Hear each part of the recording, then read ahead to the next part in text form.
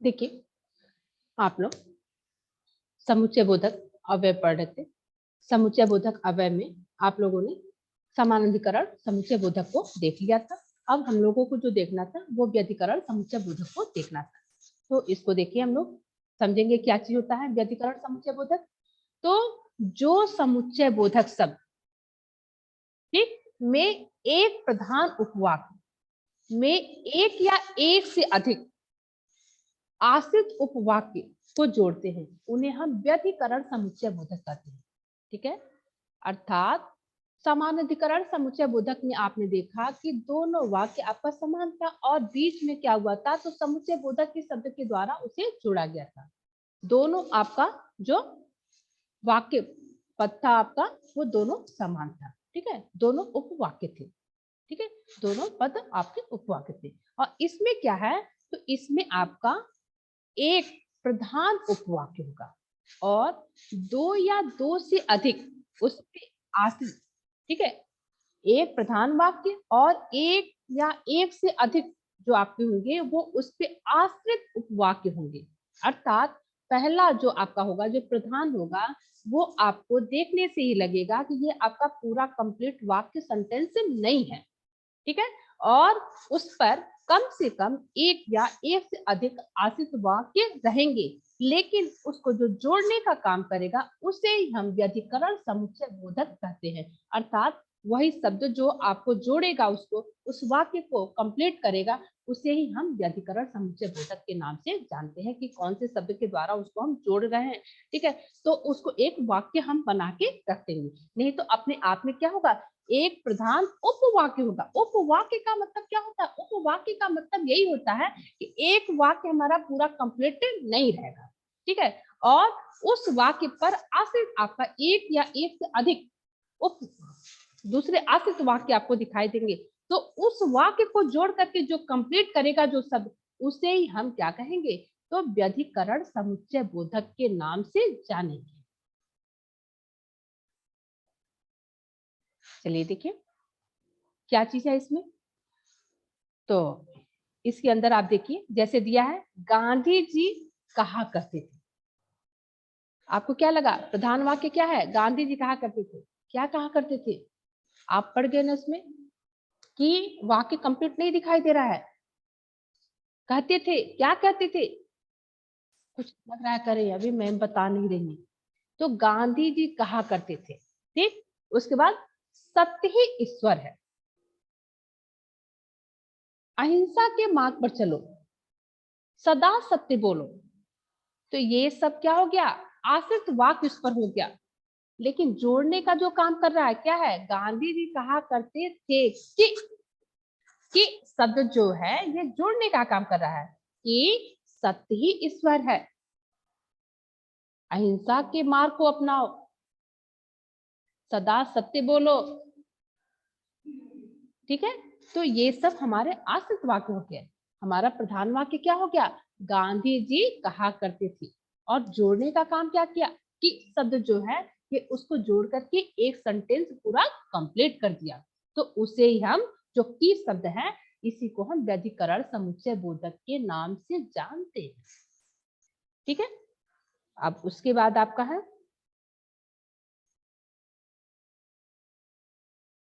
हाँ देखिए इधर, व्यधिकरण समुच्चय बोधक के भेद क्या क्या है। तो पहला है कारणवाचक, दूसरा है उद्देश्यवाचक, तीसरा है संकेतवाचक और चौथा है स्वरूपवाचक। तो कारणवाचक का अर्थ से ही आपको समझ में आ जा रहा है कि यहाँ पे आपको क्या होगा, जिस वाक्य में आपको कुछ कारण दिखाई देगा। दूसरा आपका उद्देश्य है कि उसका उद्देश्य लक्ष्य क्या है आपका। तीसरा संकेत है, जो किसी चीज की तरफ क्या कर रहा है, संकेत कर रहा है, इसलिए इसका नाम संकेतवाचक हो गया।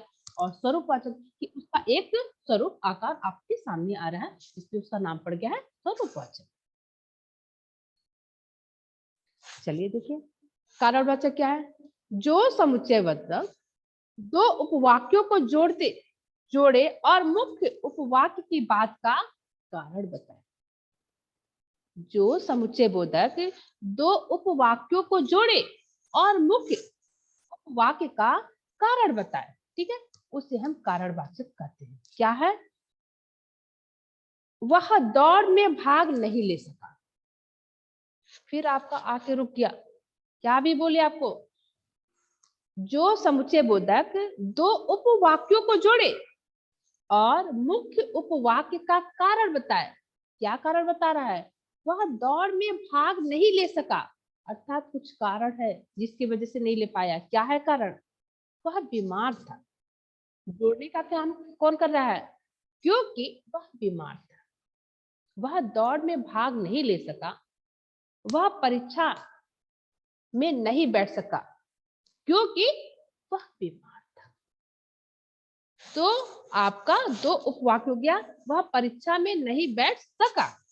ठीक, उसके बाद से वह बीमार था क्योंकि वह बीमार था, वह दौड़ में भाग नहीं ले सका क्योंकि वह बीमार था, उसके पैर में चोट लगी थी। वह दौड़ में भाग नहीं ले सका क्योंकि उसके पैर में चोट लगी थी। कारण यहाँ पे समझ में आ गया, इसीलिए इसका नाम आपका हो गया है कारणवाचक। दूसरा आपका क्या है? उद्देश्यवाचक। उद्देश्यवाचक क्या कहता है?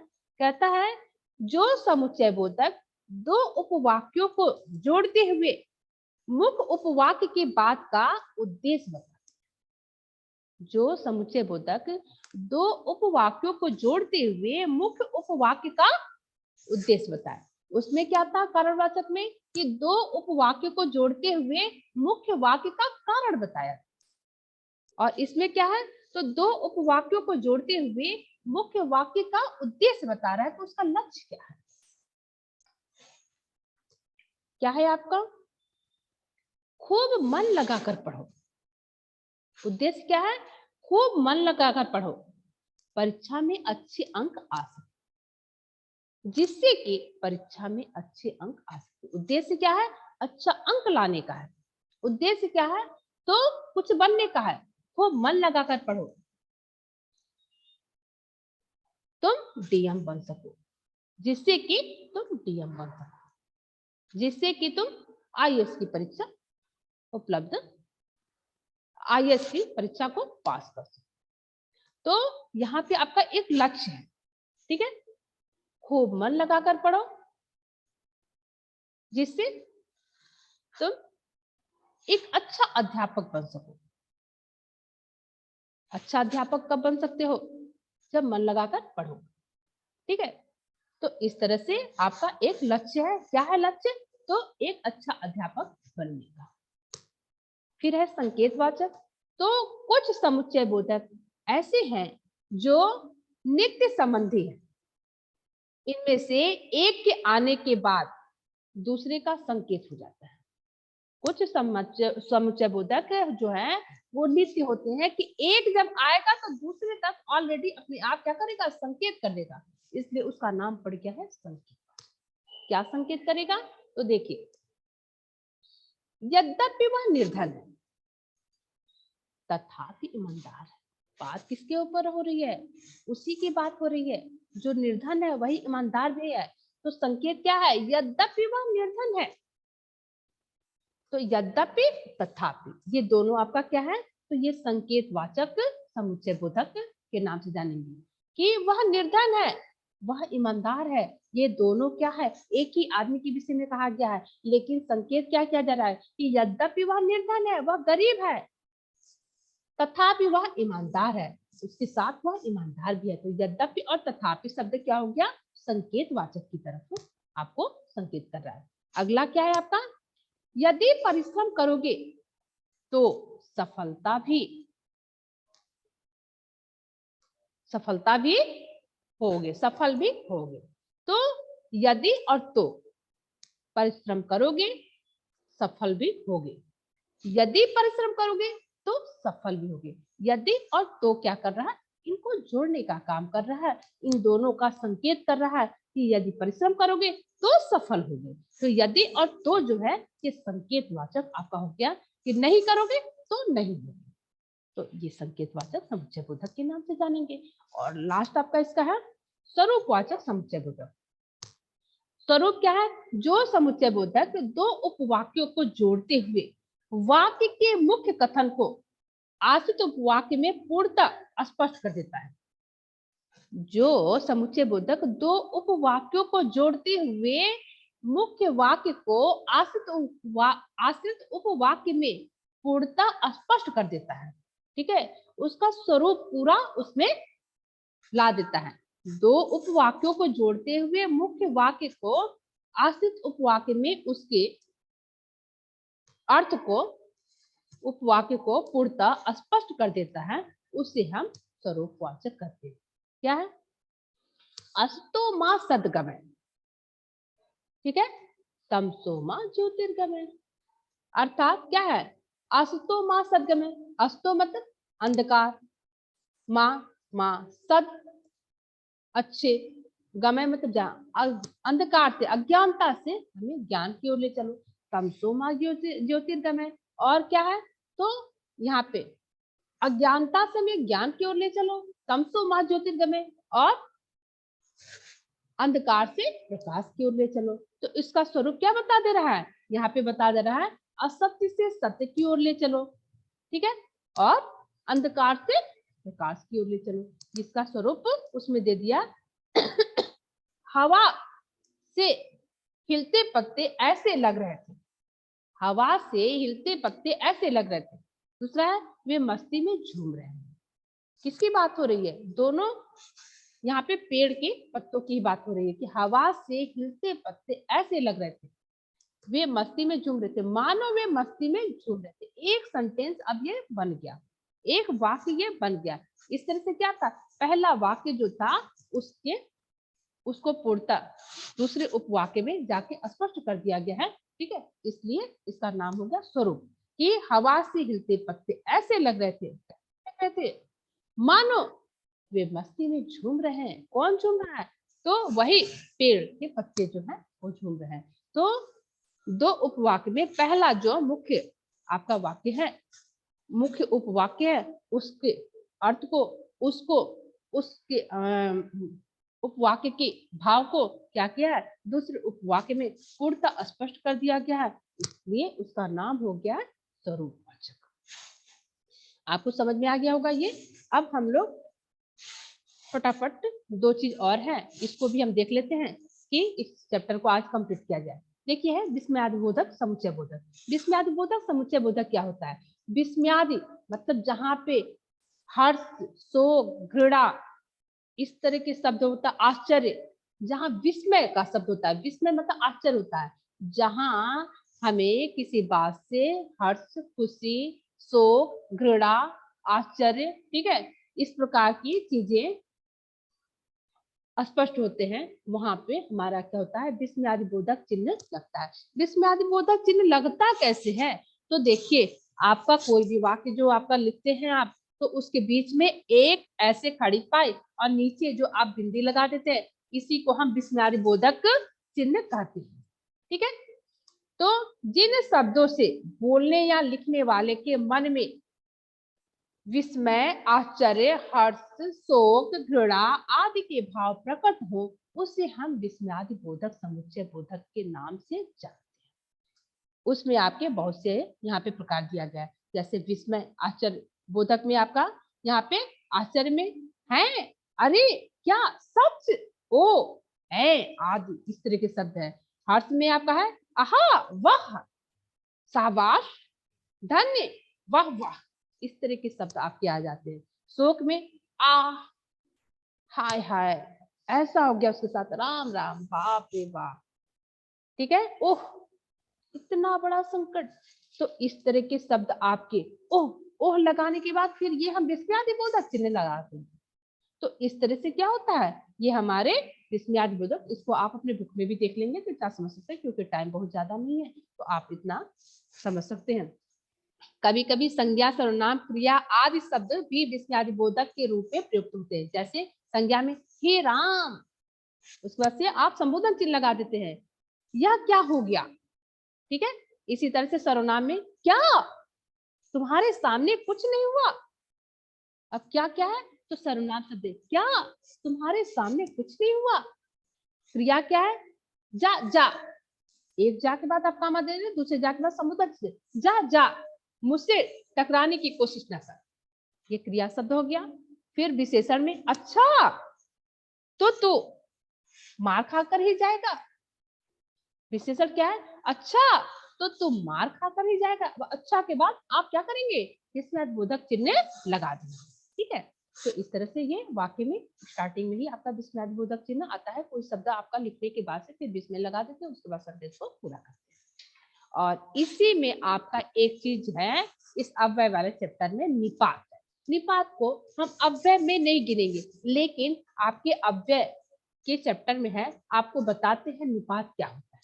देखिए, निपात वे अव्यय शब्द हैं जो वाक्य में किसी शब्द के बाद बल देने के लिए लगाए जाते हैं। निपात वे शब्द हैं जो वाक्य में किसी शब्द के बाद बल देने के लिए लगाए जाते हैं। अर्थात कहने का मतलब है कि यदि हम निपात वाले शब्द को हटा देते हैं तो हमारा वाक्य जो है वो अधूरा नहीं दिखाई देगा, हमारा वाक्य कंप्लीट ही दिखाई देगा। लेकिन क्या है, वो वाक्य जो है आपका एक साधारण सा वाक्य हो जाएगा।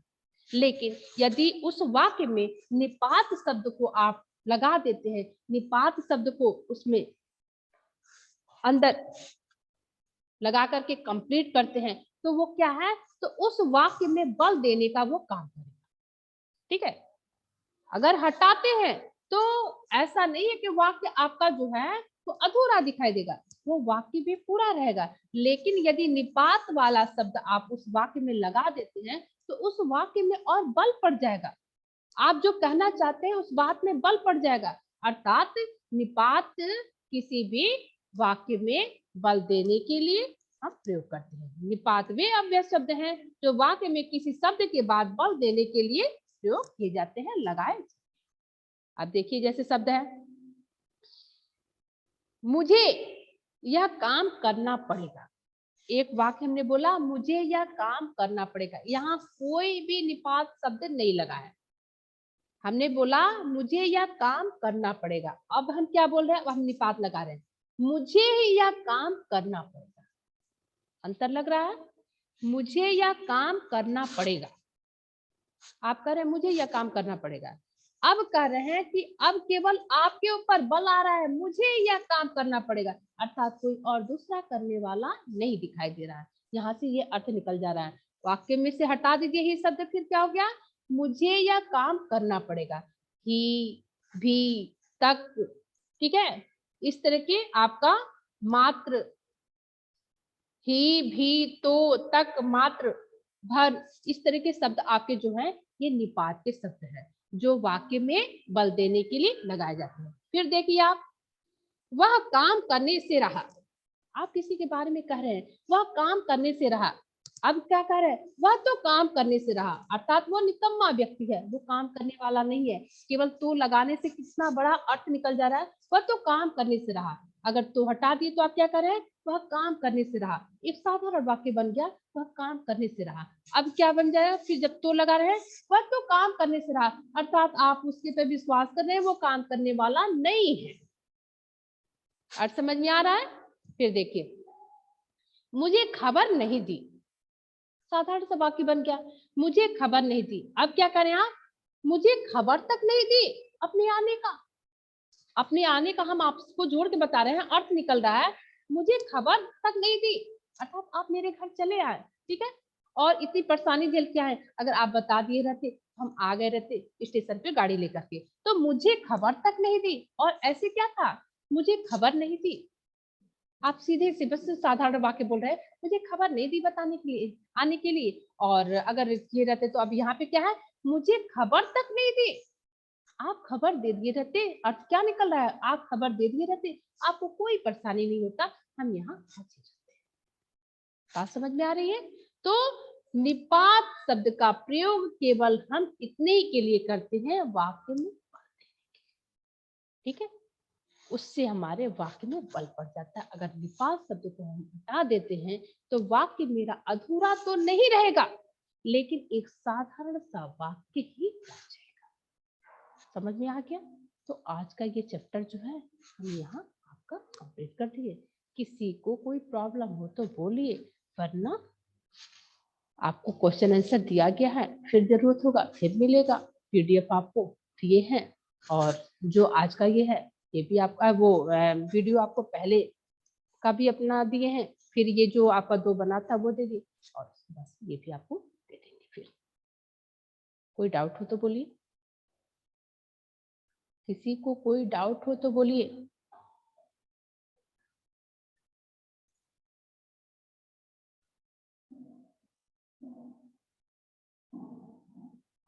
उत्कर्ष, yes ma'am, good afternoon ma'am. हाँ बोलिए। मैम समानाधिक कारक समुच्चय बोधक। क्या? मैम समानाधिकरण। यस मैम, समानाधिकरण। समानाधिकरण में ये है कि दोनों आपका वाक्य जो रहेगा वो समान ही रहेगा, एक जैसा रहेगा।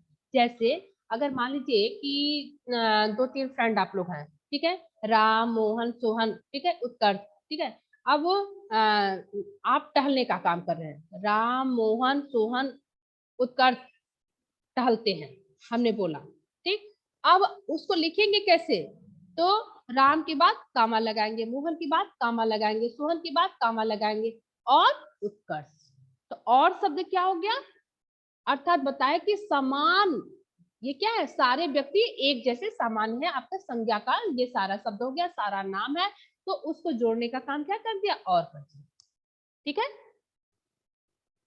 आए समझ में? उत्कर्ष, उत्कर्ष, रमा और सीमा खेलते हैं, रमा और सीमा खेलते हैं। अब 2 नाम जब आपका है तो वही समानाधिकरण है, उन दोनों नाम को जोड़ने के लिए बीच में हम कौन सा शब्द लगा दिए थे? और शब्द लगा दिए, वही आपका है समानाधिकरण समुच्चय।